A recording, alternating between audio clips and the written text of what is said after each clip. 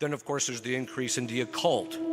We're seeing this all over the place. The amount of occult material, the occult activity that's going is drastically on the increase. And as exorcists, we're seeing it across the board. The other thing that we're seeing is, when I first started doing exorcism, well, let's just back up.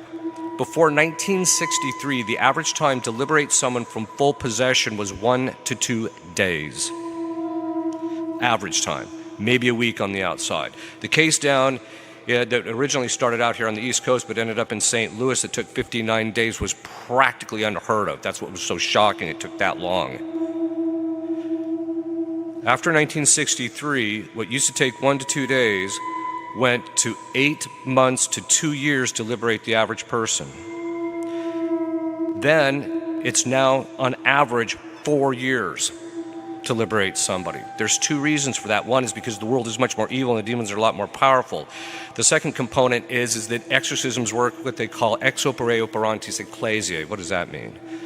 It means how holy the people are in the Catholic Church determines how effective my prayers are when I walk into session. That tells us that there's a fundamental problem with the members of the church. They're not as holy as their counterparts were in the past. So what we want to do is we want to talk about these levels of warfare, and then also Our Lady's view of what's actually going on. And then I want to end it with how we can actually address this to some degree.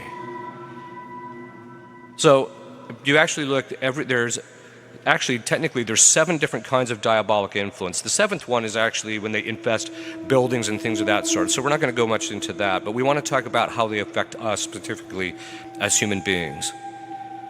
The first is by ordinary temptation.